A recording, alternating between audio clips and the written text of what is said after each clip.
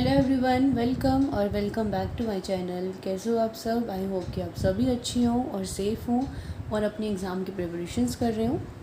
कई दिन से चैनल पे कोई वीडियो नहीं आ रही है, उसके लिए आई एम रियली सॉरी। मेरे गले में कुछ ज़्यादा प्रॉब्लम हो रही थी। I was not able to speak properly, इसीलिए मैं कोई वीडियो नहीं बना पा रही थी।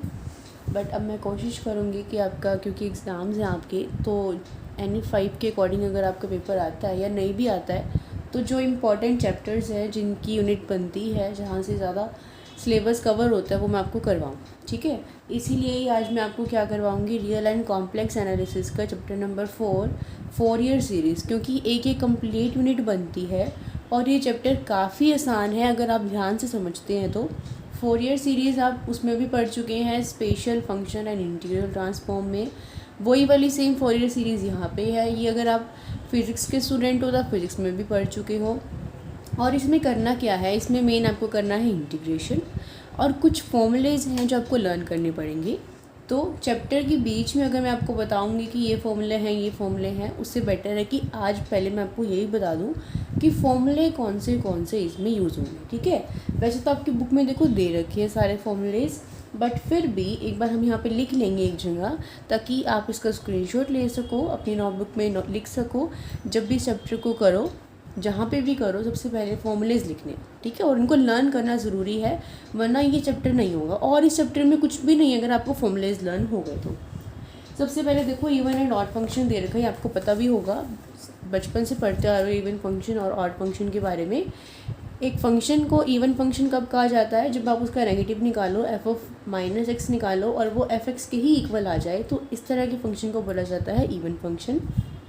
For example, cos x, x² x³ sin x, x² cos x etcetera are all the even function. ध्यान रखना, cos एक इवन फंक्शन होता है और sin एक ऑड फंक्शन होता है। ऑड फंक्शन क्या होता है, अगर आप f(-x) निकालो तो वो नेगेटिव ऑफ f(x) के इक्वल है, f(x) के इक्वल ना आए तो इस तरह के फंक्शन को बोला जाता है ऑड फंक्शन। साइन एक ऑड फंक्शन है और कॉस एक इवन फंक्शन है। ठीक है, ये बात हमेशा ध्यान रखना। देखो, उसके बाद जो फॉर्मूलेज़ हैं वो यहाँ से स्टार्ट होते हैं आपके। ये देखो, ये दे भी रखे हैं इन्होंने, some important results on integral. अगर इंटीग्रेशन में लिमिट c से c + 2π है, f(x) dx है, तो वो किसके इक्वल होगा, c + 2π f(x) के अंदर क्या हो जाएगा, a ऐड हो जाएगा। ठीक है, ये वाले फॉर्मूले इतने यूज़ नहीं होंगे, जो मेन फॉर्मूले हैं जो यूज़ होंगे वो ये वाले हैं। देखो क्या है, लिख देती हूँ मैं यहाँ पे जो फॉर्मूले इंपॉर्टेंट है। फर्स्ट वन इज़, अगर लिमिट है -a से a एंड f(x) dx किसके इक्वल है, 0 के इक्वल। ऐसा कब होगा, जब f(x) क्या होगा, एक ऑड फंक्शन होगा। ठीक है, अगर f(x) एक ऑड फंक्शन होगा तो उस पर अगर आप लिमिट -a to a लगाओगे तो वो किसके इक्वल होगा, 0 के इक्वल होगा। दूसरा, अगर f एक इवन फंक्शन है और लिमिट यही है -a से a f(x) dx, तो इसको आप इस तरह से लिख सकते हो, 2 को बाहर ले लो और ये जो लिमिट होती है वो ब्रेक हो जाती है 0 से a एंड f(x) dx। ठीक है, ये कब है, f(x) क्या है, जब एक इवन फंक्शन है। क्या है, f(x) एक इवन फंक्शन है। ऑड फंक्शन है तो रिजल्ट यही रहेगा। अगर इवन फंक्शन है तो ये लिमिट किस तरह से ब्रेक होगी, 2 आगे आ जाएगा और लिमिट हो जाएंगी 0 से a। उसके बाद जो रिज़ल्ट है वो है इंटीग्रेशन का रूल। इस चैप्टर में जो भी इंटीग्रेशन करोगे, इस चैप्टर में हर एक क्वेश्चन में इंटीग्रेशन करना है। वो इंटीग्रेशन हम वो वाला नहीं करेंगे, इंटीग्रेशन बाय पार्ट्स, उससे क्या होता है, क्वेश्चन लेंथी हो जाता है। तो इस वाले प्रोसेस से क्या होगा, एक ही स्टेप में सारा इंटीग्रेशन सॉल्व हो जाएगा। वो स्टेप क्या है, लेट से आपके पास 2 फंक्शन है u और v, आपने उसका इंटीग्रेशन करना है। तो वो कैसे सॉल्व होगा, first function as it is, integration of second, v1 का मतलब यहाँ पे इंटीग्रेशन ऑफ सेकेंड से है। ऑल्टरनेटिंग साइन आएंगे, पहले प्लस आया फिर माइनस आएगा, फिर पहले वाला एज इट इज़, दूसरे वाले का इंटीग्रेशन, फिर इसका डेरिवेटिव यानी कि u डैश, इसका दोबारा से इंटीग्रेशन, फिर माइनस आ गया तो प्लस, इसका दोबारा से डेरिवेटिव, इसका इस वाले का दोबारा से इंटीग्रेशन, मतलब जो इसका इंटीग्रेशन करके यहाँ आएगा फिर इसका इंटीग्रेशन करके यहाँ लिखना है। ठीक है, फिर प्लस आ गया, फिर माइनस, फिर दोबारा से डेरिवेटिव, और फिर ऐसे करते करते हम कब तक करेंगे, जब तक हमारे पास कांस्टेंट वैल्यू ना आ जाए। तो अगर 2 फंक्शन दे रखे हैं उसमें से हम यू किसको चूज़ करेंगे, उसको चूज़ करेंगे कि जिसका डिफ्रेंशिएशन हमें दिखेगा कि हाँ ख़त्म हो सकता है, जैसे कि x-2 का होल स्क्वायर है, ठीक है, तो हम इसको u बनाएंगे ताकि 2 into x minus two into x, इसका डेरिवेटिव क्या होगा 2 into x minus two into -1, है ना। तो इस तरह से हम ऐसे करेंगे। मैं जब क्वेश्चन करूँगी तो आपको समझ में आ जाएगा, फिलहाल के लिए फॉर्मूला लर्न करो। ओके, क्लियर है। देखो इसके साथ एक एग्जांपल भी बता रखा है इन्होंने बुक में, मैं आपको बता ही देती हूँ। जैसे let's say x raise to the power 4 है और e raise to the power 2x है, ठीक है। अब अगर आप इसको यूँ मान लो, इसको अगर आप यूँ मानोगे तो हमें यू का क्या करना होता है, डेरिवेटिव करना होता है। तो e raise to the power 2x का जितनी बार भी डेरिवेटिव करोगे क्या आएगा, e raise to the power 2x इंटू 2, यही आएगा। तो ख़त्म तो नहीं होगा, कॉन्स्टेंट वैल्यू तो नहीं आएगी, इसलिए हम इसको यूँ मानेंगे। तो इसको सॉल्व कैसे करेंगे, पहले में क्या करना है, यू को एज इट इज़ रखना है, यू को रखो एज इट इज़। v1 कौन है यहाँ पे, ये, इसका क्या करना है इंटीग्रेशन, इसका इंटीग्रेशन करो e raise to the power 2x/2 integration करना है, तो 2 माइनस u डैश का मतलब इसका डेरिवेटिव करो 4x3, इसका इंटीग्रेशन करो यानी कि e raise to the power 2x/2 इंटू 2 इज़ 4, फिर प्लस, फिर इसका डेरिवेटिव दोबारा से करो तो क्या बनेगा 12x², इसका इंटीग्रेशन दोबारा से करो e raise to the power 2x/4 इंटू 2 दोबारा से 8 हो जाएगा, फिर माइनस करो, फिर इसका डेरिवेटिव करो तो 24x हो जाएगा, e raise to the power 2x इंटू 2 और हो जाएगा यानी कि 16 हो जाएगा, और फिर प्लस हो जाएगा 24x का क्या हो जाएगा 24, और इंटू क्या हो जाएगा e raise to the power 2x/32 और प्लस कॉन्स्टेंट। ठीक है, समझ में आ गया, क्योंकि अब 24 का डेरिवेटिव करोगे तो आगे 0 ही आएगा ना, तो मतलब हमारा इंटीग्रेशन यहीं पे स्टॉप हो गया। ठीक है, क्लियर है। उसके बाद आते हैं फॉर्मूलेस, कौन से वाले, ये वाले, जैसे कि जनरल फॉर्मूला कि sine n pi plus alpha क्या होता है, -1 raise to the power n into sine alpha for all n belonging to n। ये इतना यूज़ नहीं होगा, फिर भी ये कम होगा, फिर भी मैं इसको लिख देती हूँ एक बारी, जो ज़्यादा यूज़ होगा बताती हूँ मैं अभी। ठीक है, एक ये फॉर्मूला है, ये भी ध्यान रखने फॉर्मूले, और जो ज़्यादा यूज़ होगा वो ये वाला है कि साइन के साथ एंगल पाई हो, या फिर 2 पाई हो, या फिर 3 पाई हो, या 4 पाई हो, या मतलब कुछ भी हो, साइन n पाई की वैल्यू किसके इक्वल रहती है, 0 के इक्वल रहती है। ये बात हमेशा ध्यान रखना। साइन में इवन ऑड का कोई केस नहीं है, इवन हो या n की वैल्यू या ऑड हो, हमेशा साइन n पाई किसके इक्वल रहेगा, 0 के इक्वल रहेगा। ठीक है, और अगर मैं कॉस की बात करूं तो कॉस में 2 केस बन जाते हैं, इवन और ऑड का। Cos pi is equals to cos 3 pi is equals to cos 5 pi is equals to, यानी कि जनरल फॉर्म क्या हो जाएगी ऑड वाले की, 2n + 1, n को 1 पुट करो, 2 1 2 + 3 पाई, n को 0 पुट करो तो यहाँ पे 2 0 से 0 + 1 पाई, ये बन जाएगा ना। तो यानी कि ऑड के लिए जनरल फॉर्म ये बन गई, और ऑड में किसके इक्वल होता है, ये -1 के इक्वल होता है, ध्यान रखना। यही फॉर्मूले यूज़ होंगे हर जगह। और अगर इवन की बात करें, cos 0, cos 2 पाई, cos 4 पाई, cos 6 पाई, और जनरली अब इसको क्या बोल सकते हो, cos 2n पाई, किसके इक्वल रहेगा, हमेशा 1 के इक्वल रहेगा। यहाँ से इसको याद रखना, और यहाँ से ऑड के लिए -1 रहेगा, इवन के लिए 1 रहेगा, और साइन हमेशा 0 रहेगा, कुछ भी हो। ठीक है, क्लियर है, इतनी बात समझ में आ गई। फॉर्मूलेस और फॉर्मूलेस भी दे रखे हैं, वो ज़रूर पढ़नी है, बट ये मस्ट है, ये तो करनी ही करनी है। और भी बहुत सारे फॉर्मूलेस दे रखे हैं, देखो जैसे ये दे रखा कि साइन 90 1 होता है, तो 90 के मल्टीपल जो भी हो जाएंगे, 3 × π/2 भी 1 हो जाएगा, 5 × π/2 भी 1 हो जाएगा, 7 × π/2 भी 7 इंटू नहीं सॉरी साइन π/2 1 होता है। ये ऐसे चलेंगे, ऑल्टरनेटिव चलते हैं। साइन π/2 1 है, साइन 3 π/2 -1, साइन 5/2 1, साइन 7 π/2 -1, फिर साइन 9 π/2 1 हो जाएगा, 1 -1 1 -1, ये इस तरह से चलते हैं। ठीक है, सिमिलरली कॉस में देखो, कॉस में क्या रहेगा, 0 रहेगा। जैसे साइन वाले में सारे एंगल 0 होते हैं ना, यहाँ पे कॉस में अगर ये है, जैसे कॉस 90 0 होता है ना, तो सारे के सारे 0 है, चाहे π/2 हो, चाहे 3 π/2 हो, चाहे 5 π/2 हो, चाहे 7 π/2, ये सारे क्या रहेंगे, 0 रहेंगे। ठीक है, और भी फॉर्मूलेस हैं जो यूज़ होंगी, अगर आपको अभी बताती हूँ मैं अपने नेक्स्ट पेज पे, इसका स्क्रीनशॉट ले लो पहले। जहाँ पे भी चैप्टर लिखोगे वहाँ इसको नोट कर लेना और लर्न तो हमने करना ही है। क्या पढ़ा अब तक हमने, मैं रिवाइज़ करवा दूँ। अगर ऑड फंक्शन है तो हमारे पास क्या होता है, -a से a f(x) dx = 0 यही रहता है। अगर फंक्शन इवन बन जाता है तो 2 आगे आ जाता है, 0 से a लिमिट हो जाती है। और जो इस चैप्टर में इंटीग्रेशन को सॉल्व करने का मेथड है वो ये रहेगा, first function as it is, derivative of second minus first वाले का इंटीग्रेशन सेकंड का डेरिवेटिव दोबारा से, हाँ फर्स्ट वाला as it is integration of first minus first वाले का डेरिवेटिव, फिर सेकंड वाले का इंटीग्रेशन, फिर प्लस, फिर फर्स्ट वाले का derivative, integration, derivative, integration, alternative sign चलते रहेंगे जब तक हमारे पास कांस्टेंट ना आ जाए। ठीक है। देन साइन में कोई भी एंगल हो, पाई हो, 2 पाई हो, 3 पाई हो, 0 रहता है। कॉस में 2 केस होते हैं, अगर इवन है 0 है, 2 पाई है, 4 पाई है, 6 पाई है तो मतलब 1 हो जाएगा, और अगर ओड है तो -1 हो जाएगा। ठीक है, इज़ दैट क्लियर। अब करते हैं हम साइन सी और डी वाले जो फॉर्मूले हुआ करते थे वो करते हैं। देखो याद होगा आपको, अपनी 12th क्लास में ट्रिग्नोमेट्री में साइन सी और डी वाले फॉर्मूले पढ़े होते हैं, बट फिर भी हम भूल जाते हैं, इसलिए मैं आपको रिमाइंड करवा देती हूँ एक बारी। Sine C plus sine D,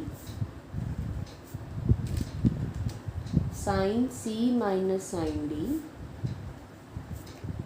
cos C plus cos D. अगर मेरी आवाज़ कम आ रही है तो प्लीज़ थोड़ा सा कोऑपरेट करना, पता नहीं क्या हो गया है, मतलब मैं बहुत ज़्यादा तेज़ बोलती हूँ तो मेरे गले में दर्द हो जाता है, इसलिए थोड़ा सा कोऑपरेट करना अगर मेरी आवाज़ कम आ रही है। वैसे मैं अपनी तरफ से कोशिश कर रही हूँ कि मैं अच्छे से बोलूँ। ठीक है, देखो साइन सी और डी में आपके 4 फॉर्मूले बनते हैं, sine C plus sine D, sine C minus sine D, cos C plus cos D and cos C minus cos D. इसको लर्न कैसे करें, देखो सबसे पहले ना ध्यान रखो, सब में 2 आता है, सब में क्या आता है, 2 आता है। क्या आता है सब में, 2। ठीक है, और क्या चीज़ ध्यान रखनी है, एक बार एंगल दोनों ऐड होते हैं और एक बार एंगल दोनों सब्ट्रैक्ट होते हैं। मैं बताती हूँ कैसे लर्न करना है। तो मतलब इसमें भी जो भी आगे आएगा उसके साथ भी c प्लस डी बाई 2 आएगा, और फिर जो यहाँ पे आएगा उसके साथ c माइनस डी बाई 2 आएगा। यहाँ पे भी c प्लस डी बाई 2 आएगा और c माइनस डी बाई 2 आएगा, c प्लस डी बाई 2 आएगा, c माइनस डी बाई 2 आएगा। अगर पेपर में फॉर्मूले याद नहीं रहते तो पेपर शुरू होने से पहले तो कैसे करोगे, मतलब आपको जब शीट मिलती है ना तो उसके पीछे या तो इन फॉर्मूलेस को लिख लो। अगर आपको लर्न नहीं रहते ना, ज़रूरी नहीं होता हर किसी को लर्न हो सके, तो क्या करना, ऐसे ही लिख के आप तरीका याद कर लो कि इस तरीके से ये फॉर्मूले बनते हैं, तो कोई बात नहीं, सारे के सारे फॉर्मूले एक जगह लिख लो, कोई ना कोई तो यूज़ होगा ही क्वेश्चन में। क्वेश्चन गलत करोगे, गलत फॉर्मूला लगा के, उससे बेटर है कि 5 मिनट लगा के अपना सारे के सारे फॉर्मूले एक जगह लिख लो। क्या कहा मैंने आपको पता है कि साइन सी ओ डी में ना 4 केस बनेंगे, दोनों बार साइन, दोनों बार कॉस, एक बार प्लस एक बार माइनस, सब में 2 आएगा, c प्लस डी बाई 2 होगा, c माइनस डी बाई 2 होगा। अब बस लर्न ये करना होता है कि साइन कहाँ है और कॉस कहाँ है, बात खत्म। देखो जब दोनों साइन है तो साइन भी आएगा और कॉस भी आएगा। क्या आएगा, जब दोनों साइन होते हैं तो साइन भी आता है और कॉस भी आता है। अब ये डिपेंड करता है कि साइन क्या है। साइन क्या है, पॉजिटिव, तो पॉजिटिव साइन है तो पहले तो साइन आ जाएगा और फिर कॉस आ जाएगा। क्या से याद रखोगे कि पॉजिटिव साइन है, ऐसे बोल लो इसको ताकि आपको लर्न हो जाए, बोलने से चीज़ें आसानी से लर्न हो जाती है। ऐसे बोलो कि पॉजिटिव साइन है तो साइन पहले आ जाएगा, कॉस बाद में आ जाएगा। नेगेटिव साइन है तो कॉस पहले आ जाएगा और साइन बाद में आ जाएगा। होंगे तो फॉर्मूले बन गए, काम खत्म। अब दोनों में क्या है, दोनों में कॉस है, तो दोनों में क्या आएगा, एक में दोनों कॉस आएंगे और एक में दोनों साइन आएंगे, डिपेंड करता है कि साइन क्या है। अब देखो जब साइन में साइन पॉजिटिव था तो पहले कौन आया, साइन, लेकिन कॉस हमेशा उल्टा चलता है। कॉस ऐसे याद कर लो, कॉस हमेशा उल्टा चलता है। साइन अच्छा है, साइन अकॉर्डिंगली चलता है, बट कॉस हमेशा उल्टा चलता है। अब अकॉर्डिंगली क्यों नहीं चला, कॉस में पॉजिटिव है तो अगर इसके अकॉर्डिंग चलेगा तो इसमें साइन आनी चाहिए ना पहले, है ना, लेकिन ये क्या है, उल्टा चलेगा। पागल है ये, उल्टा चलना है इसने, साइन से इसके साइन से दुश्मनी है। तो साइन कहता है कि अगर पॉजिटिव है तो मैं पहले साइन को लिखता हूँ, लेकिन ये कहेगा कि अगर मेरे पास पॉजिटिव है ना तो पहले मैं खुद को लिखूँगा। अब क्योंकि दोनों कोस हैं, पॉजिटिव है, तो ये कहेगा कि मैं तो ना खुद को लिखूँगा, मैं ही आऊँगा, मैं साइन को आने नहीं दूँगा। तो ये क्या कहेगा कि 2 cos c plus D by 2 और cos c minus D by 2। अब इसका साइन नेगेटिव हो गया तो कह रहा है कि मैं नेगेटिव हो गया ना साइन, अब तू आ जा, अब साइन नेगेटिव हो गया, तो अब तू आ जा और साथ में एक चीज़ और करेगा ये कि नेगेटिव होने की वजह से ना ये आगे इसको सबको नेगेटिव बना देगा। ये खुद नेगेटिव है ना, तो ये पूरे को नेगेटिव बना देगा। समझ में आ गया? 4 फॉर्मूले लर्न हो गई है ना। अब 4 फॉर्मूले और है।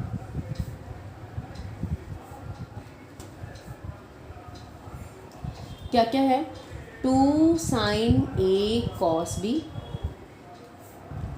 2 cos A sin B,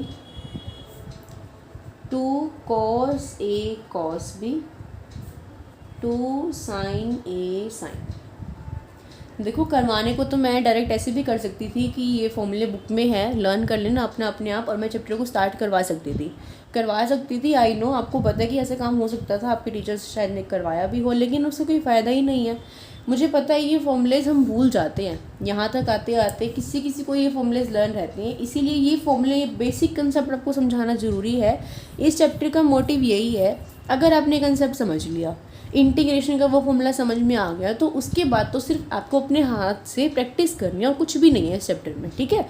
और स्कोरिंग है सबसे बड़ी बात, पूरे चैप्टर की 1 यूनिट बनती है, तो स्कोरिंग है, छोड़ना नहीं है बिल्कुल भी। करें फॉर्मूले ये वाले भी।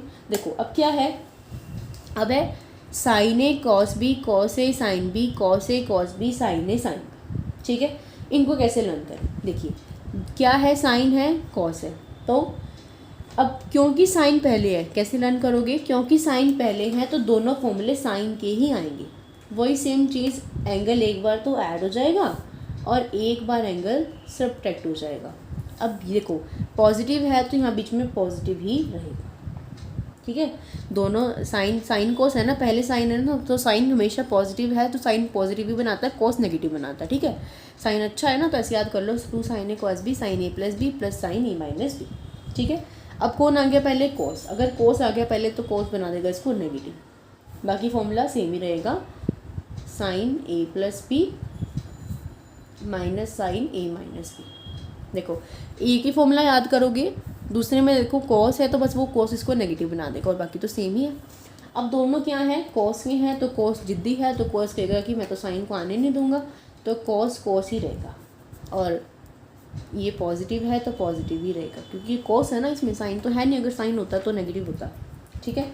अब दोनों क्या है, अब दोनों साइन है, दोनों साइन आ गए ना। अब तो कॉस यहाँ पे अपनी मर्जी चलाएगा कि दोनों साइन कैसे आ गए, मैं आऊँगा और इसको नेगेटिव बनाऊँगा, तो कॉस A प्लस बी और यहाँ नेगेटिव कर देगा और कॉस A माइनस बी, ठीक है। तो कॉस ने थोड़ा सा काम ख़राब कर रखा है, लेकिन क्या करें, जिद्दी है, इसकी बात तो माननी पड़ेगी। तो कैसे लर्न करोगे इन फॉर्मूलेस को? इनमें सबसे पहले 2 लिखना, सब में एंगल्स यहाँ पे ऐड हो रखे हैं, यहाँ पे सब्ट्रैक्ट हो रखे हैं।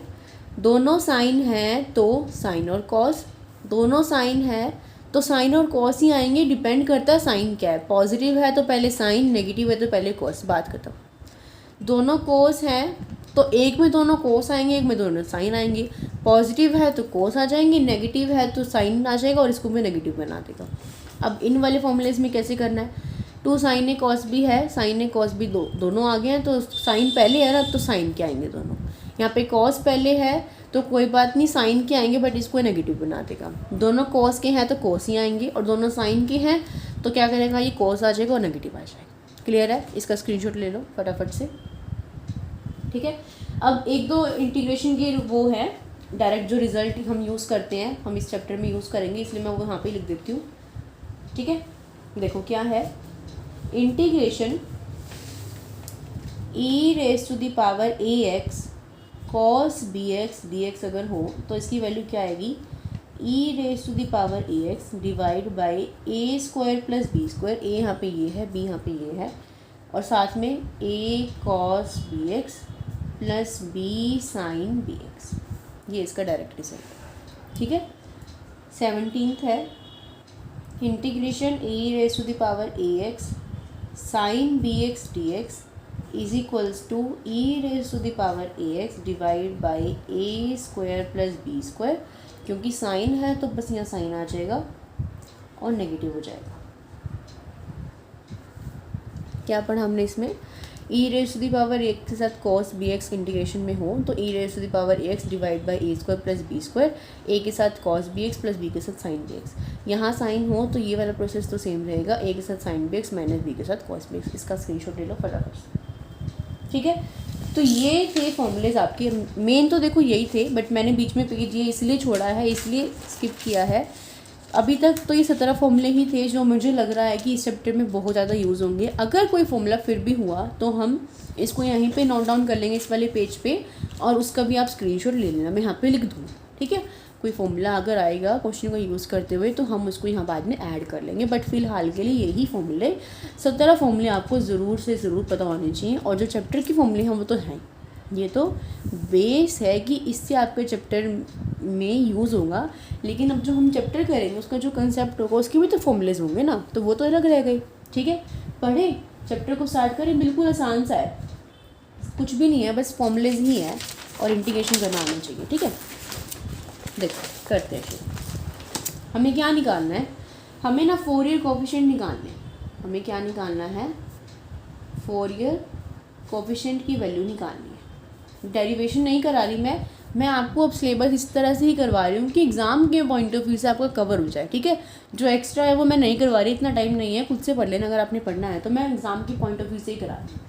फोरियर कोफिशिएंट आपके ना A0, AN और BN होते हैं, हमें इसकी वैल्यू निकालनी है। इसकी वैल्यू निकालने का फॉर्मूला है A0 इसके इक्वल रहेगा 1/π। यहाँ जो लिमिट होंगी ना, अभी हम जनरल क्योंकि फॉर्मूला लिख रहे हैं तो ये जो लिमिट होगी वो जो क्वेश्चन में आपको दिया होता है ना इंटरवल, वो यहाँ पे लिमिट्स आएंगी, और जो फंक्शन की होगा क्वेश्चन में वो यहाँ पे फंक्शन आ जाएगा f(x) और साथ में आ जाएगा dx। सिंपल सा है। A0 is equals to 1/π integration c to c + 2π f(x) d। Then an निकालने का फॉर्मूला है 1/π integration c to c + 2π f(x), और क्योंकि an है तो an के साथ क्या लग जाएगा, cos nx dx। ध्यान रखना, देखो ये फॉर्मूला का डेरिवेटिव बुक में दे रखा है बट करने की नीड नहीं है, डायरेक्ट इतना याद रखना, ठीक है। bn में क्या हो जाएगा 1/π integration c to c + 2π f(x), और bn के साथ क्या आ जाता है, sin nx आ जाता है cos की जगह। क्या देखा हमने, A0 में सब में लिमिट 1/π बाहर ये तो रहेगी, इंटीग्रेशन के साथ लिमिट वो आ जाएगी जो क्वेश्चन में दे रखा होगा। A0 है तो फंक्शन, an है तो फंक्शन के साथ cos nx, bn है तो फंक्शन के साथ sin nx, and that's it. Clear है। ये तो थी फोरियर कोफिशिएंट सिंपल निकालने के लिए। और फिर हाँ एक बात और, फोरियर सीरीज़ कैसे लिखते हो, फिर आप ये निकाल लिया आपने, आप क्वेश्चन में निकालोगे तो ये निकालोगे, फिर फोरियर सीरीज़ यानी कि आंसर को कैसे लिखना होता है आपने, f(x) किसके इक्वल हो जाता है, A0/2, ये जो आपका आंसर आएगा ना A0 को सॉल्व करके उसका half, plus summation n is equals to 1 to ∞ an, और an के साथ भी cos nx, plus summation n is equals to 1 to ∞ bn और sin nx। This is how you write your Fourier series, ये आपका answer होगा, ठीक है। ये तो क्या थी, फोरियर कोफिशिएंट निकालने के लिए फॉर्मूला था। अब अगर बात करते हैं हम फोरियर सीरीज़ किसके लिए, इवन और ऑड फंक्शन के लिए। किसके लिए, इवन और ऑड फंक्शन अगर आपके पास हो, Fourier series for even and odd function, ठीक है। तो देखो इवन और ऑड फंक्शन में क्या रहेगा, अगर आपके पास फंक्शन है इवन तो उसमें क्या होगा, इसमें क्या होगा, an निकालने का जो फॉर्मूला होगा वो हो जाएगा 1/π, लिमिट का ध्यान रखना है, लिमिट हो जाएगी -π से π, f(x) वही बाकी तो सेम है, an में cos nx और dx, ठीक है। और bn में क्या हो जाएगा 1/π -π से π f(x) sin nx और dx। देखो अब समझना क्या है इसमें, हमने देखा था कि फोरियर सीरीज़ का फॉर्मूला क्या होता है, f(x) equal to A0/2 plus summation n is equals to 1 an cos nx plus summation n equal to 1 to ∞ bn sin nx, ठीक है। ये होता है अगर फंक्शन आपका इवन है, ठीक है। अगर आपके पास फंक्शन इवन है तो आपकी जो सीरीज़ होगी ना वो कोसाइन सीरीज़ होगी। मतलब अगर देखो फंक्शन अगर इवन है ना, फंक्शन अगर इवन है तो bn क्या हो जाएगा, ज़ीरो हो जाएगा। बी एन ज़ीरो होने का मतलब क्या है कि ख़त्म हो जाएगा, इसकी वैल्यू ज़ीरो हो जाएगी, बी एन पूरा ज़ीरो हो जाएगा। अगर बी एन ज़ीरो हो गया तो फंक्शन बचेगा क्या, सिर्फ ये, और ये क्या है कोस। तो अगर आपका फंक्शन इवन है तो बी एन ज़ीरो हो जाएगा, और जो सीरीज़ बचेगी वो कैसी सीरीज़ बचेगी, कोसाइन सीरीज़ बचेगी। ठीक है। अगर आपका फंक्शन है ऑड तो ऑड में ए एन ज़ीरो हो जाएगा, और ए एन अगर ज़ीरो हो गया तो इसमें आंसर आएगा, तो मतलब साइन सीरीज़ बचेगी। तो आपकी जो सीरीज़ होगी वो कैसी होगी, साइन सीरीज़ होगी। तो क्वेश्चन में हम चेक करेंगे कि हमारा फंक्शन कैसे चेक करेंगे, F of X equal to check करेंगे। एफ ऑफ एक्स अगर माइनस ऑफ एक्स डाल के उसके अंदर वो फंक्शन सेम आ जाता है तो फंक्शन इवन है। अगर फंक्शन इवन है तो ये वाला फॉर्मूला अप्लाई करेंगे। फॉर्मूले में क्या अप्लाई करेंगे, बी एन को ज़ीरो रखेंगे, मतलब हमें सिर्फ उसमें ये वाली टर्म्स निकालनी है, ए नॉट बाई टू और ये।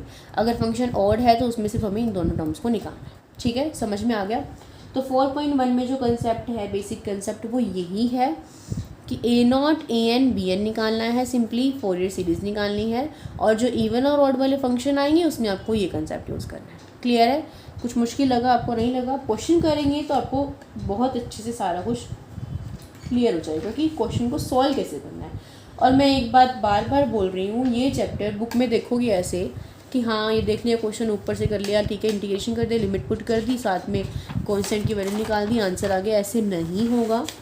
ये चैप्टर जितना आसान है उतना मुश्किल भी अगर आप इसको हाथ से सॉल्व नहीं करोगे तो।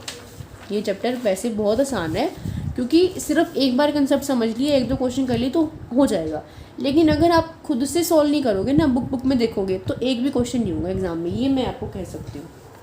तो जितनी प्रैक्टिस करो उतनी कम है इस चैप्टर की। ठीक है, देखो सबसे पहला क्वेश्चन, सबसे पहला एग्जांपल ही करवा रही हूँ मैं आपको।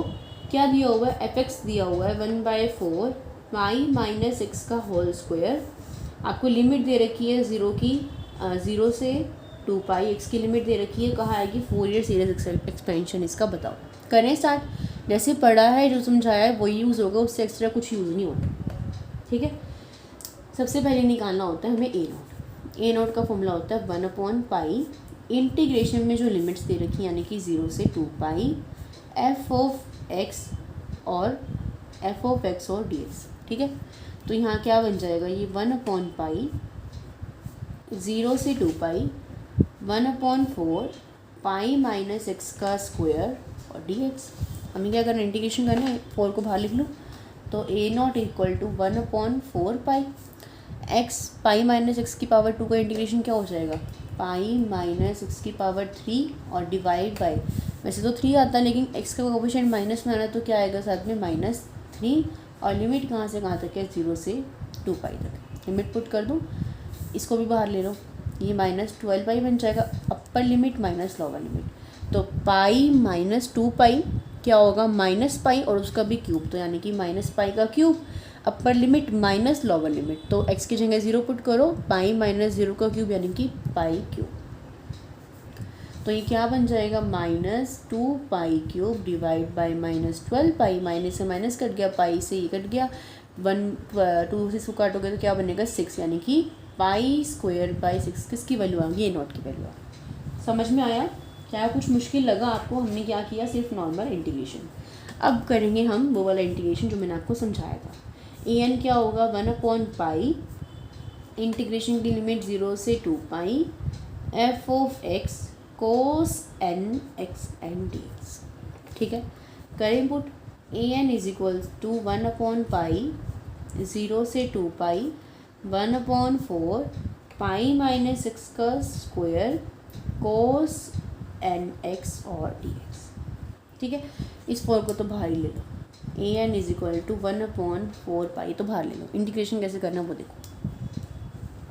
First function as it is, pi minus x का स्क्वायर एज इट इज़, इसका इंटीग्रेशन, कॉस का डेरिवेटिव होता है माइनस साइन, लेकिन इंटीग्रेशन होता है साइन, तो कॉस एन एक्स का इंटीग्रेशन क्या हो जाएगा, साइन एन एक्स, और जो लिमिट है एक्स के साथ जो कोफिशिएंट है वो नीचे यानी कि, ठीक है, फिर नेगेटिव इसका डेरिवेटिव यानी कि 2 पाई माइनस एक्स, ये तो पावर की हुआ है, एक्स का कोफिशिएंट यानी कि -1, इसका डेरिवेटिव हो गया, इसका इंटीग्रेशन करो, साइन का क्या होगा, minus cos N X divide by N का स्क्वायर।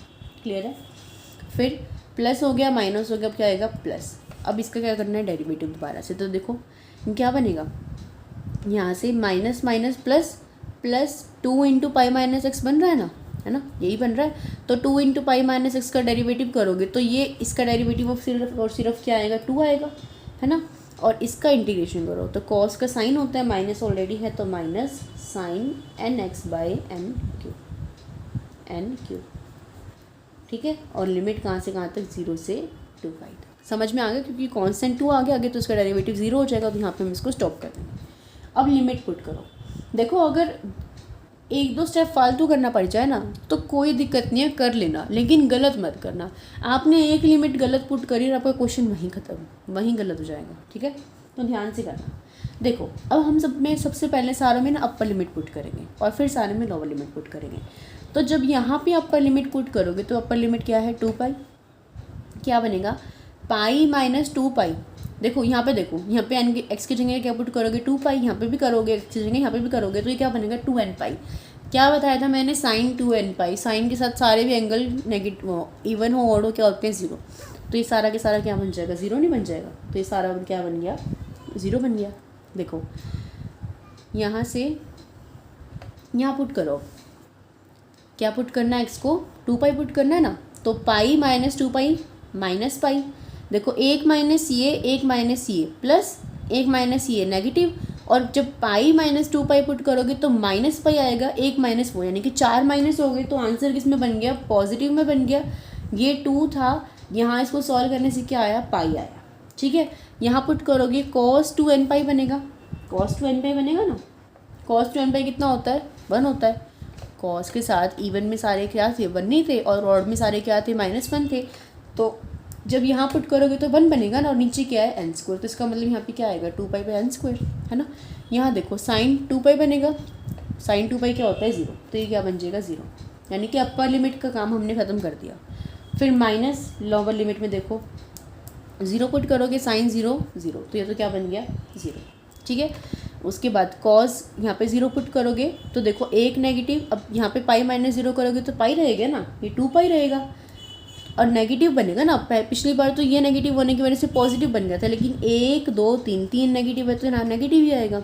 पाई माइनस 0 करोगे तो पाई, यानी कि 2 पाई, और यहाँ कॉस को 0 पुट करोगे तो कॉस 0 कितना होता है, 1, तो ये पूरा कितना बन जाएगा, 1, और नीचे n स्क्वायर, ठीक है।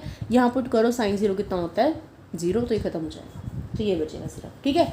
तो क्या बचा आपके पास, an is equals to 1/4 pi 2 pi by n square minus minus plus 2 pi by n square, ठीक है। तो क्या बनेगा, 4 pi by n square into 4 pi, तो 4 पाई से 4 पाई कट जाएगा, बचेगा क्या आपके पास, 1/n square. This is your required answer. निकल गई हमारी n की वैल्यू भी। क्या कुछ मुश्किल था, हमने सिर्फ एक बार इस स्टेप को ध्यान से लगाना है, लिमिट्स को पुट करना है ध्यान से, और हमारा आंसर आ जाएगा, ठीक है। अब करें भी n की वैल्यू निकालें।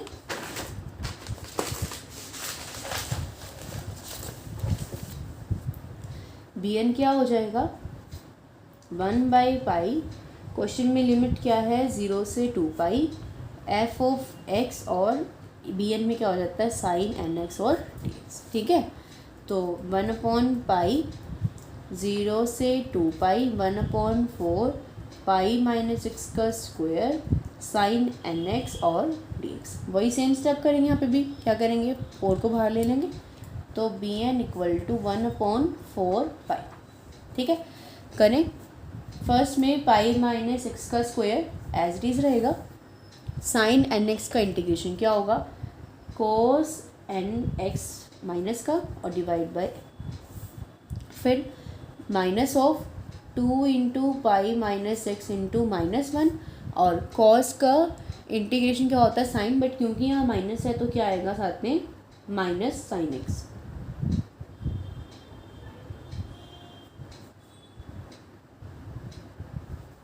ठीक है, ये हो गया। फिर प्लस साथ में क्या आएगा, 2, और इसका करेंगे तो cos nx divide by n cube, और लिमिट कहाँ से कहाँ तक, 0 से 2 पाई, ठीक है। सेम लिमिट अप्लाई करेंगे, 1/4 पाई। अपर लिमिट क्या है, 2 पाई, यहाँ 2 पाई रखो, पाई माइनस 2 पाई क्या आएगा, माइनस पाई का स्क्वायर, माइनस माइनस प्लस बन जाएगा, यहाँ से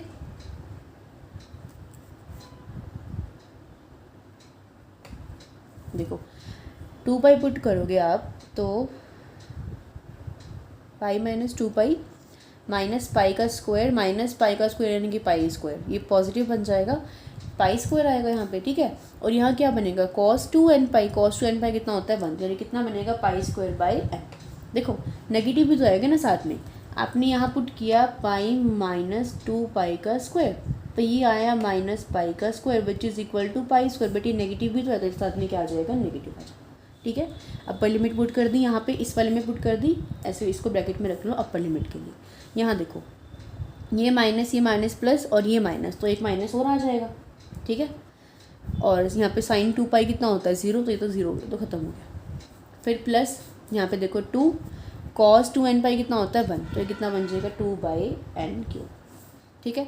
अपर लिमिट का काम खत्म हो गया, माइनस लोअर लिमिट में आ जाओ। यहाँ 0 पुट करोगे cos 0 होता है 1, तो ये क्या बनेगा आपका, यहाँ पे भी x को 0 पुट करो तो पाई का स्क्वायर, पाई माइनस 0 का स्क्वायर यानी कि पाई स्क्वायर, cos 0 होता है 1, तो यानी कि minus pi square by n, ये तो बनेगा minus pi square by n, ठीक है। यहाँ 0 पुट करो साइन 0 0 तो ख़त्म हो गया। यहाँ पुट करो cos 0 1, तो ये क्या बनेगा प्लस 2/n³,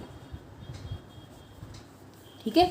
ये बुक में से देख के मत करना, बुक वालों ने डायरेक्ट स्टेप लिख रखे हैं, समझ में नहीं आएंगे आपको, आप कंफ्यूज हो जाओगे। अपने तरीके से करना तो क्यों समझ में आ जाएगा, ठीक है। देखो क्या बनाइए, minus pi square by n plus 2/n³, minus minus plus pi square by n और माइनस 2/n³। देखो सेम अपोजिट साइन कट गया, तो क्या बचा आपके पास 0, तो ये इसके इक्वल आ गया, 0 के इक्वल आ गया। अब हमारे पास जो सीरीज़ होती है हम उसको कैसे लिखते हैं, हमने निकाल लिया सब कुछ। कैसे लिखते हैं, a0/2 plus summation n is equals to infinity an cos nx plus summation n equal to infinity bn sin nx, ठीक है। ऐसे लिखते हैं। a0/2 क्या आया था, पाई स्क्वायर बाई 6 कुछ आया था ना, हाँ a0 आया था पाई स्क्वायर बाई 6 और an आया था 1/n², ठीक है। तो देखो a0/2 पाई स्क्वायर बाई 6/2 यानी कि पाई स्क्वायर बाई 12 और plus summation n equal to 1 to infinity an आया था 1/n² और cos nx समेशन bn तो 0 ही हो गया, तो आपके पास यही बचा सिर्फ, ठीक है। यहाँ फंक्शन की वैल्यू पुट कर देना जो थी 1/4 पाई माइनस x का square is equals to pi square by 12। अब देखो बस n की वैल्यू को चेंज कर दो, n अगर 1 है तो क्या बनेगा फॉर्मूला, cos x बाई 1 का स्क्वायर, n अगर 2 है तो क्या बनेगा फॉर्मूला, cos 2x बाई 2 का स्क्वायर, n अगर 3 है तो cos 3x बाई 3 का स्क्वायर, एंड प्लस अब कुछ चलता रहेगा, तो ऐसे डॉट डॉट लगा देना। बस ये आ गया आपके 4 year series. This is your required answer. है ना है ना आसान है ना, मुश्किल नहीं है ना, मुश्किल कह रही हूँ मैं, मुश्किल नहीं है अगर आप खुद से करोगे। मैं बार बार एक चीज़ रिपीट कर रही हूँ, इन क्वेश्चन में गलती यहीं होती है, इंटीग्रेशन गलत कर दोगे, यहाँ लिमिट गलत लगाई तो आंसर गलत, और तो कुछ करना ही नहीं इसमें। सारे क्वेश्चन ऐसे हैं, ऐसा नहीं कि यही फर्स्ट क्वेश्चन है तो आसान था ऐसे इसलिए है, नहीं, सारे के सारे एग्जाम्पल ऐसे हैं। अब तो वीडियो आपकी 40 मिनट की होने वाली है, तो इसमें तो मैं नहीं करवा पाऊँगी, और आपका यही काम है। मैंने आपको एग्जाम्पल नंबर 1 करवाया है, आपको 4.1 के एग्जाम्पल ट्राई करने हैं। 8 एग्जाम्पल दे रखे हैं, 8 के 8 में यही कंसेप्ट लगेगा। जो इवन और ऑड वाले हैं, जो मैंने कंसेप्ट बता दिया, इवन और ऑड वाले में वो लगेगा, इवन में bn 0 हो जाएगा और ऑड में an 0 हो जाएगा। कंसेप्ट रहेगा सेम, a0 ऐसे निकलना है, an ऐसे निकलना है। क्वेश्चन को सॉल्व करना और फिर देखना कि कहाँ कहाँ उन फॉर्मूलाज का यूज़ होगा जो हमने पढ़े थे। बहुत जगह यूज़ होगा, हर क्वेश्चन में यूज़ होगा, ठीक है। तो 1 to 8 एग्जाम्पल आपने ट्राई करने हैं, जो नहीं समझ में आएगा मुझे बता देना, और वरना जो मुझे खुद से करवाने होंगे तो वो मैं करवाऊँगी ही, ठीक है। 4.1 का यही आपका कंसेप्ट था। तो आई थिंक कि आपको आज की वीडियो समझ में आई हो, पसंद आई हो, आपके लिए हेल्पफुल रही हो। और प्लीज़ इस वीडियो को अपने सभी फ्रेंड्स के साथ शेयर कर देना, क्योंकि एग्ज़ाम सबके आने वाले हैं, तो अकेले के लिए मत पढ़ना, सबको शेयर कर देना, ठीक है। आप मिलेंगे फिर हम किसी नेक्स्ट वीडियो में, तब तक के लिए बाय बाय। वीडियो पसंद आई हो तो प्लीज़ वीडियो को लाइक ज़रूर कर देना और कमेंट करके मुझे बता देना, कुछ ना समझ में हो तो वो भी पूछ लेना, ओके। तो see you all in the next video, till then bye bye, take care, keep watching, keep studying.